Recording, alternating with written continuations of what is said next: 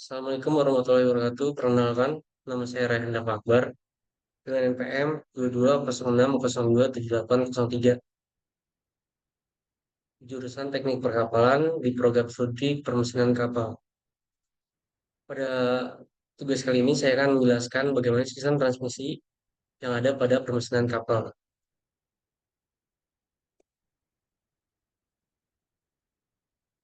Berikut adalah principal dimension dari kapal yang saya miliki atau ship order milik saya pada mata kuliah TMK 1. Sini tertera DWT, LWT, displacement, LA, LWL, LPP, BH, T, serta speed.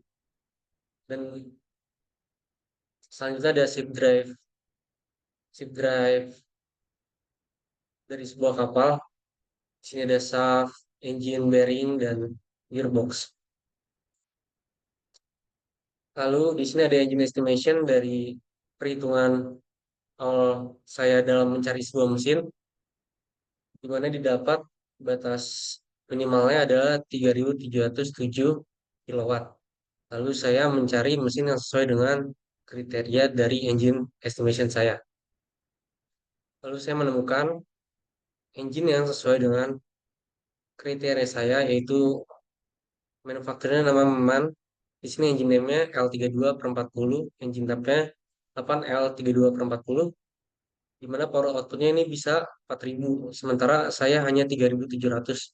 Jadi seharusnya mencukupi untuk kebutuhan kapal saya. Serta HP-nya, horsepower-nya ada 5.438. Itu sudah lebih dari cukup untuk mencakup seluruh engine estimation yang mampu untuk mengangkat kapal saya. Sini ada gambar engine-nya dan sini ada keterangan.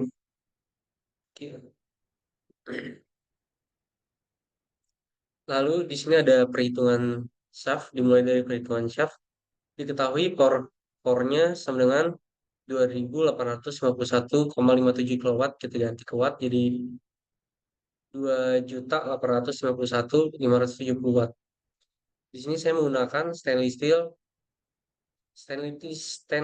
tipe 304, di mana tertera di ciri-cirinya, yaitu Fs-nya berupa 10 atau faktor safety-nya 10.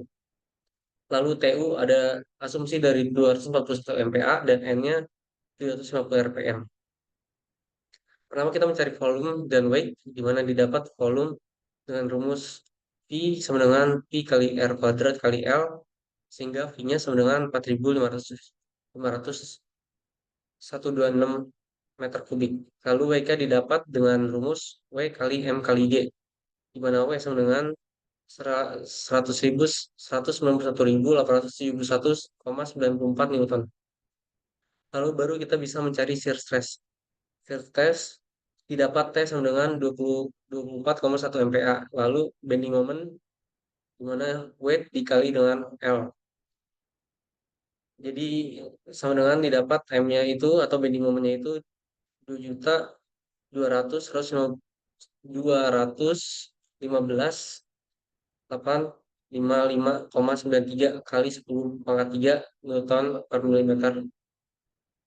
Lalu torsinya bisa didapat dari T sama dengan P kali 60 per 2 Pn, yaitu 36.325,7 Newton milimeter. Lalu terakhir twisting moment didapat dari bending moment ditambah torsi. Kalau di kuadrat di akar. Didapat twisting momentnya sebesar 7,84104 Newton milimeter. Dengan semuanya yang sudah kita dapat, data yang kita dapat menghitung diameter shaft. Dengan rumus T sama dengan Pi per 16 kali T kali D pangkat 3, didapat D-nya sama dengan 19,73 diubah ke meter jadi 1,973. Lalu kita masuk ke bagian gear. Di perhitungan gear ini dibutuhkan spesifikasi sebagai berikut. P-nya, power yang kita punya dari kapal kita, diubah yang tadinya watt jadi kilowatt, jadi 2851,7. Lalu gear rasio yang kita pakai itu 10:1. L-nya itu 671 mm jarak antar center. Lalu pressure angle-nya kita dapat 22,5. AW-nya sama dengan satu modul.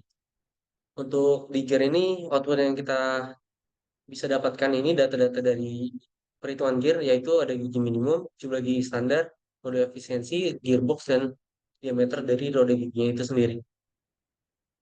Selanjutnya ada reduction gear, di mana di sini kita mencari data-data yang kita butuhkan.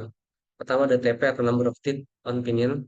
TP kita dapat 13,3 dibulatkan jadi 14.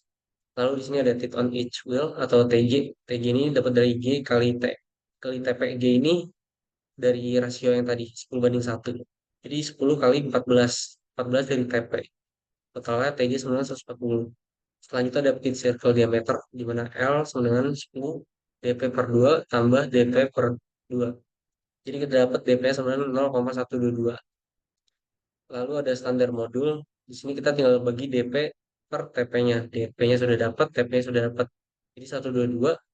122 ini kita ubah dulu menjadi milimeter. Jadi 122 per 14 sama dengan 8,7 kita buatkan jadi 9. Lalu ada torsion pinion. Beda dengan torsi yang sebelumnya. Torsi yang sebelumnya buat shaft, kalau ini buat gear. Torsi ini 4 kali 60 per 2 PNP. Sebelumnya sebenarnya sama. Di sini kita dapat 363,2. Lalu ada tangensial load WT. Ini didapat dari torsi per DP bagi 2. Sama dengan 2977,04 Newton. Lalu normal load kita dapat WN sama dengan WT per cos 22,5 derajat, yaitu angle yang tadi kita punya. Jadi total 3225,4 Newton. Yang terakhir ada radial load atau WT yang akan berguna untuk perhitungan selanjutnya. 1234,3 N. Radial radial load itu berguna untuk load WR ini. Jadi dimasukkan untuk menghitung bearing 13,3 Newton. Lanjut ke bearing. Di sini ada jarak propellernya. Ini 6 meter, jarak antar bearingnya 3. Panjang shaftnya asumsi sepanjang 9,04 meter. Untuk perhitungan bearing kita menggunakan statistika struktur di mana perhitungan sigma MA, sigma FY. Di mana sigma MA ini kita mencari dengan rumus BYAB. Perhitungannya didapat BY sama dengan 1664,9 lbs. Sebelumnya ini Newton 7405,8 diubah ke lbs. Lalu yang kedua ada sigma FY. Ini kita untuk mencari AI-nya. AI kita dapat 8640,1 Newton. Diubah ke LBS jadi 1994,02 LBS. Lalu di sini kita mencari gaya untuk menghitung Fs dan serta Fb. Sigma F ini kita dapat 123,4 kN. Nah, untuk sigma Fs-nya ini kita dapat sebesar minus 123,4. Baru kita bisa ketemu Fb dengan cara substitusi ke rumus yang ada di sigma F ini. Fb sama dengan 246,8. Untuk mendapatkan spesifikasi bearing sesuai dengan estimasi kita ini, perhitungan kita. Lalu kita akan mencari bearing sesuai di Google. Didapat bearing yang sesuai dengan kebutuhan bearing saya, bearing A, yang tadi 1994,02 lbs dan bearing B 1664,9 lbs. Saya mencari bearingnya di katalog. Nah, di katalog ini saya mendapatkan bearing yang sesuai, yaitu untuk bearing A yaitu deep groove ball bearing 6948 dengan ukuran 240 mm kali 320 mm kali 38 mm. Lalu untuk bearing B saya mendapatkan deep groove ball bearing 6244 ukurannya 220 kali 400 kali 65. Ini adalah bearing yang sesuai dengan kebutuhan dari kapal saya. Untuk bearing A dan bearing B mempunyai dua bearing. Terima kasih. Penjelasan saya hanya mohon maaf bila kurang atau lebihnya. Sekian dan terima kasih.